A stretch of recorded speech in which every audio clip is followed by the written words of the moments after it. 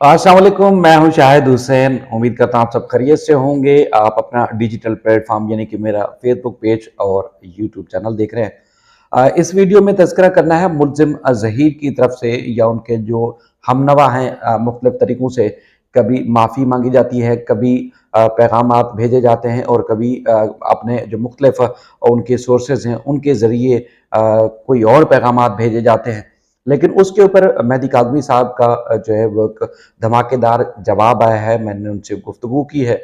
उस पर उनका जवाब क्या है, वो किस तरह फ़ाइट करना चाहते हैं और किस तरह जो है वो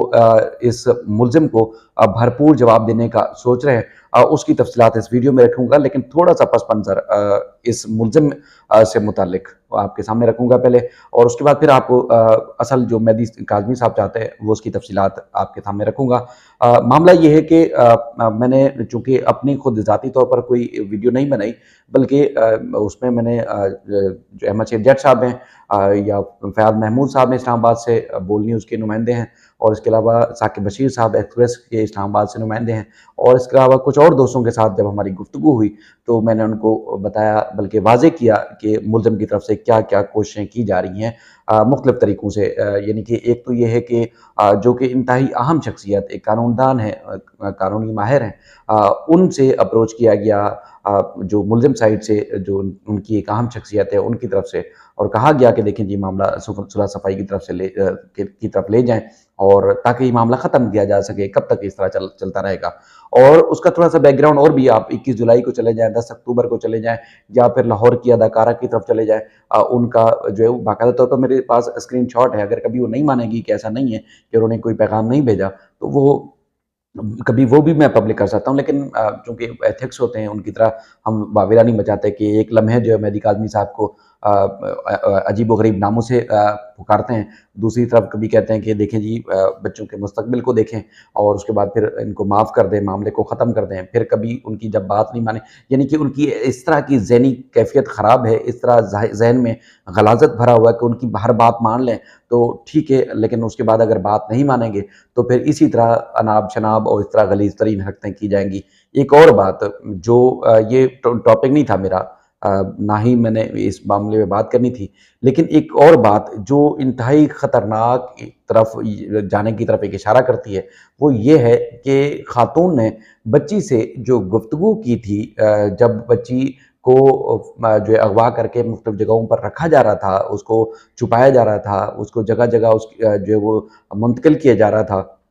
उस दौरान जो इसने गुफ्तगू की है, वो यकीनी तौर पर बच्ची के इल्म में नहीं होगा कि ये बात जो है उसकी रिकॉर्ड की जा रही है। अगर अब बच्ची को पता चलेगा तो यकीनी तौर पर वो उसके दिल पे क्या गुज़रेगी कि एक खातून जो इस हद तक गिर सकती है कि जो उससे गुफ्तगू हुई, वो उसने इस खातून ने उसको पब्लिक किया।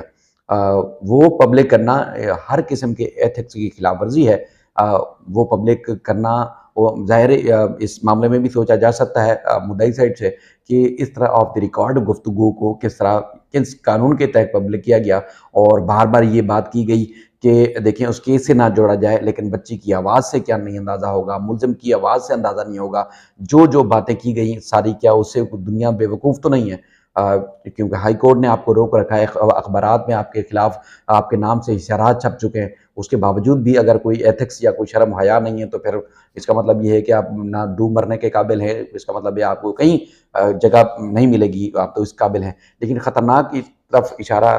करती है ये बात, कि आप जब ये चीज़ पब्लिक कर सकते हैं तो इसका मतलब ये है कि जो खदशात, जो तहफ़्फ़ुज़ात वालिदैन की तरफ से या उनकी कानूनी टीम की तरफ से जो है वो ज़ाहिर किए जा रहे थे, आप उस हद तक भी गिर सकती हैं, यानी कि उस हद तक भी जा सकती हैं कि अगर कोई वीडियोज़ हैं या बच्ची को जिस तरह डराया गया है, धमकाया गया है, या किसी तरह खौफ़ज़दा करके मुख़्तलिफ़ स्टेटमेंट लिए गए हैं, तो इसका मतलब ये है कि आप वो भी पब्लिक कर सकते हैं। पहले आप तस्वीरें में कर चुके हैं, उसके बाद उसकी बच्ची से फ़ोन पे बात जो कि ऑफ द रिकॉर्ड गुफ्तगू हुई थी, उसको आप लोग पब्लिक कर चुके हैं। तो इस तरह आप लोग गलीज़ तरीन हरकत मज़ीद कर सकते हैं, यानी कि आपसे कोई भी तवक्को की जा सकती है, आपसे खैर की तवक्को नहीं की जा सकती, जिस तरह की हरकतें अब तक आप लोगों के सामने आ चुकी हैं। बाकी उनकी तरफ से जो है मुख्तलिफ़ तरीक़ों से रजू किया जा रहा है, मुख्तलिफ़ तरीक़ों से कोशिशें की जा रही हैं कि मामले को सुलझाया जाए, मिल बैठ के मामले को ख़त्म किया जाए, सुलह सफ़ाई का मामला किया जाए और मामले को रफ़ा-दफ़ा कर लिया जाए। मेहदी काज़मी साहब से ज़ाहिर है मुख्तलिफ़ औक़ात में गुफ्तगू अदालतों में भी होती है, वैसे भी होती रहती है। जब उनसे बल्कि उन्होंने वीलॉग हमारा देखा, तो उसके बाद फिर उन्होंने जब राब्ता किया तो उन्होंने खुद बताया कि देखिए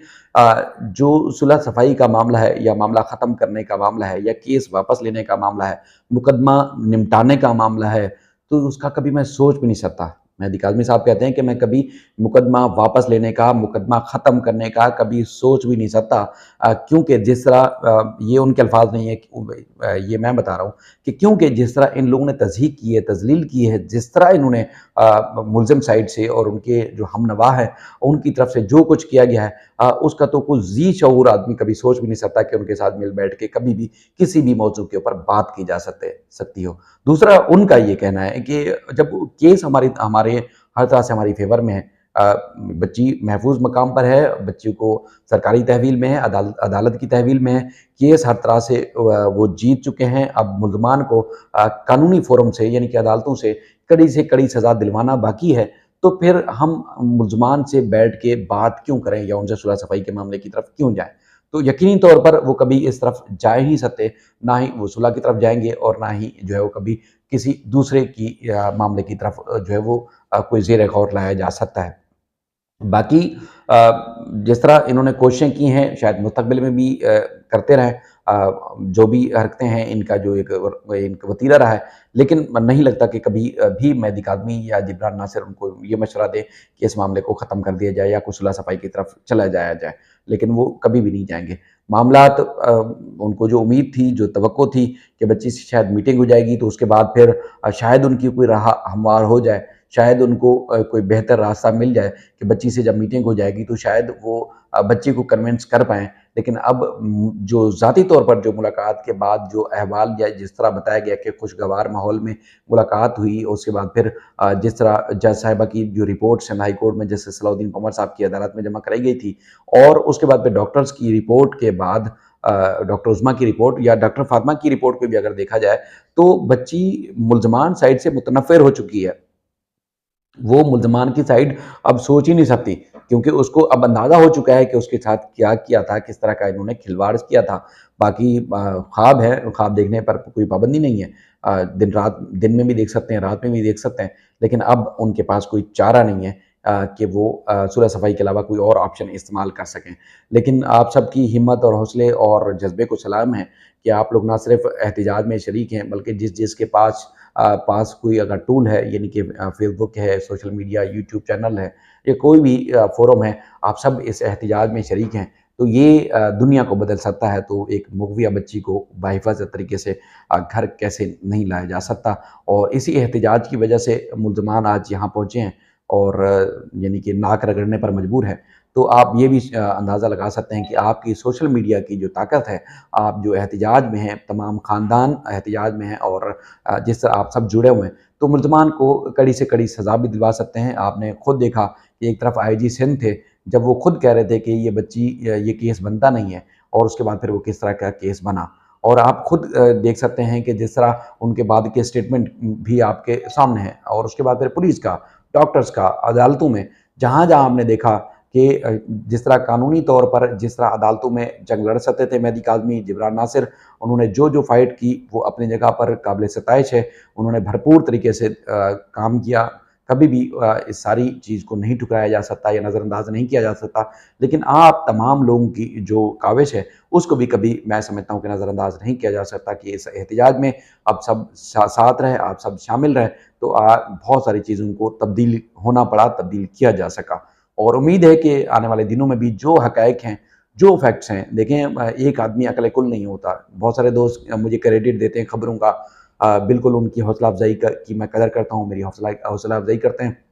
मैं उनको कदर की निगाह से देखता हूँ। लेकिन जितनी दर्जनों दोस्त, दर्जनों बहनें, माएँ दर्जनों भाई दोस्त, अहबाब इस एहतिजाज में सहाफ़ती अंदाज़ से अगर इसमें शरीक ना होते, तो ये अकेले के किसी मेहदी काज़मी या जिब्रान नासिर या शाहिद के ये बस की बात नहीं थी, ये आप सबकी काविश है और इंशाअल्लाह आने वाले दिनों में बच्ची माँ-बाप के पास होगी और मुल्ज़मान को अदालतों से ही इबरतनाक सज़ा मिलेगी। बहुत सारी बातें हैं, बातें करने बैठें तो शायद बातें ना ख़त्म हों। आपका सबका वक़्त बहुत ज़्यादा कीमती है। इंशाअल्लाह आने वाले दिनों में मज़ीद जो है वो अपडेट्स और वीडियोज़ की शक्ल में जो भी तफ़सीलात होगी आपके सामने रखेंगे। अपना ख़्याल रखिएगा। अल्लाह हाफ़िज़।